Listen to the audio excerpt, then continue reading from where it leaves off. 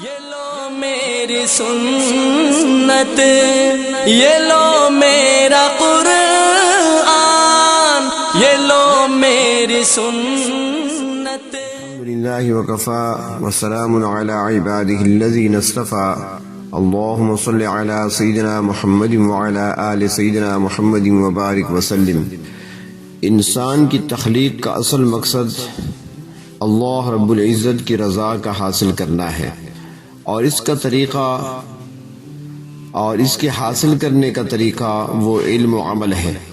اور یہ موقوف ہے بدن کی صحت پر، اور بدن کی صحت اور سلامتی کا ذریعہ وہ کھانا پینا ہے۔ اس لیے علماء نے فرمایا ہے کہ کھانا دین ہے۔ مقصد یہ کہ کھانا اللہ تعالیٰ کی عبادت و اطاعت ہو، نہ کہ لذت اور مزے کا پورا کرنا۔ حضرت امام غزالی رحمۃ اللہ علیہ اور شیخ عبدالحق محدث دہلوی رحمۃ اللہ علیہ نے اور دوسرے کچھ حضرات نے کھانے پینے کے مختلف آداب احادیث مبارکہ کی روشنی میں بیان کیے ہیں۔ جو آداب انفرادی حیثیت سے ہیں وہ آج کی اس محفل میں عرض کیے دیتا ہوں۔ کھانے میں عبادت و اطاعت کی نیت کرنا، کھانے کا حلال اور پاک و صاف ہونا کہ اللہ رب العزت نے حلال کھانے کا حکم دیا ہے۔ کھانے کے شروع اور کھانا کھانے کے بعد ہاتھ دھونا، نظافت اور صفائی بھی اسی میں ہے، اور اس میں ایک حکمت یہ بھی ہے کہ کھانا چونکہ عبادت ہے اور عبادت سے قبل طہارت ہوا کرتی ہے، جیسے نماز سے پہلے وضو۔ کھانے سے پہلے جب ہاتھ دھوئے جائیں تو ہاتھوں کا نہ پونچھنا، خشک نہ کرنا۔ کھانے کے لیے مسنون حالت پر بیٹھنا، یعنی دو زانوں یا اکڑوں یا بائیں پیر پر بیٹھنا اور دائیں ٹانگ کو کھڑا رکھنا، اور پھر جس ہیئت پر بیٹھنا ہو اسی ہیئت پر آخر تک بیٹھے رہنا، بار بار جگہ نشست نہ بدلنا، ٹیک اور تکیہ کھاتے وقت نہ لگانا، چہار زانو نہ بیٹھنا، سرائکی میں جسے کہتے ہیں پلتھی مار کے، کھانے کی جانب ذرا جھک کر تواضع کے ساتھ بیٹھنا، دسترخوان پر کھانا، زمین پر بیٹھ کر کھانا، بالکل پیٹ بھر کر نہ کھانا،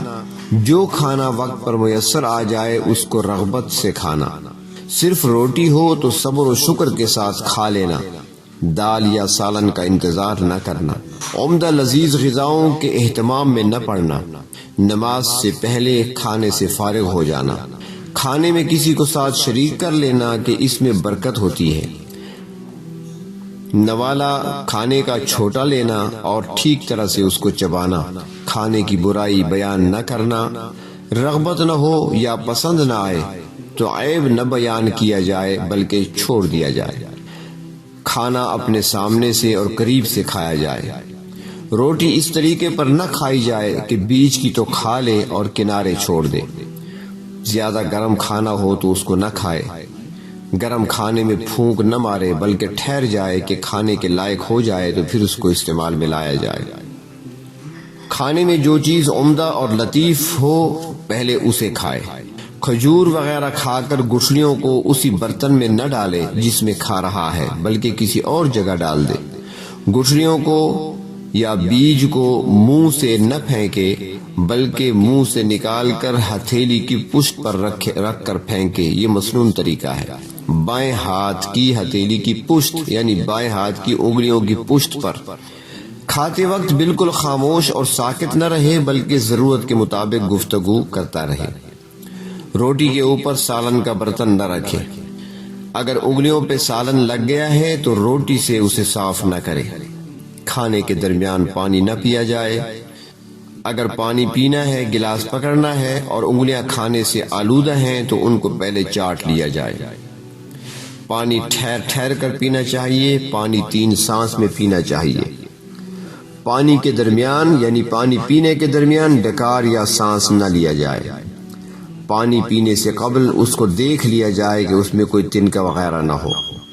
کھانے سے جب فارغ ہو جائے انسان تو انگلیاں چاٹ لے،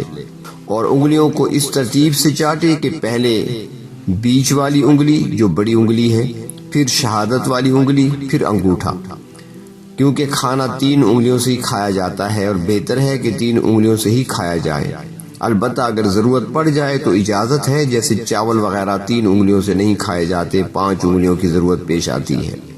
کھانا کھانے کے بعد خلال کرنا، یعنی دانتوں کے درمیان جو چیز پھنسی ہوئی ہے اس کو نکالنا۔ اب وہ کھانے کے اجزاء جو دانتوں میں پھنس گئے ہیں، اگر وہ زبان چلانے اور ہلانے سے نکلیں تو ان کو کھا لیا جائے، اور جو خلال سے باہر نکلیں یعنی کسی تنکے وغیرہ سے اس کو نکالا جائے تو اس کو نہ نکلا جائے بلکہ پھینک دیا جائے۔ خلال کرنے کے بعد کلی کرنا، کھانے کے ریزے جو دسترخوان پر گرے ہوں ان کو چن کر کھا لینا۔ دسترخوان کی ہڈی وغیرہ راستے یا غلط جگہوں میں نہ ڈالنا، بلکہ کنارے یا ایسی جگہ ڈالنا جہاں سے جانور وغیرہ کھا لیں۔ اگر دسترخوان پہ بیٹھے ہیں اور دسترخوان بچھا ہوا ہے تو پہلے دسترخوان اٹھایا جائے پھر خود اٹھا جائے۔ کھانے سے فارغ ہونے کے بعد ہاتھ دھونے چاہیے۔ ابتدا میں اور انتہا میں ہاتھ دھونے میں دوسرے کی مدد نہ لی جائے بلکہ ہاتھ خود دھوئے جائیں۔ دن کو کھانا کھانے کے بعد کچھ دیر کے لیے قیلولہ کرنا اور رات کے کھانے کے بعد چہل قدمی کرنا۔ کھانے سے فارغ ہونے کے فوراً بعد پانی نہ پیا جائے۔ کھانے کے درمیان اگر پانی پیے تب بھی دائیں ہاتھ سے پیے۔ پانی نہ کھڑے ہو کر پیا جائے اور نہ لیٹ کر۔ اور کھانا کھانے کے بعد جو دعائیں منقول ہیں جو کل کی مجلس میں گزر چکی ہیں ان کو یاد کر کے ان کو پڑھنا چاہیے تاکہ اللہ رب العزت کی خوشنودی حاصل ہو، اور اللہ تبارک و تعالی جو کچھ کھایا ہے اس کو ہمارے لیے جزو بدن بنائے جس سے جسم میں قوت پیدا ہو اور ہم اللہ رب العزت کی عبادت ذوق اور شوق سے کر سکیں۔ یہ لو میری سنت، یہ لو میرا قرآن، یہ لو میری سنت، یہ دکھلائے گی تم کو اب راہ جنت۔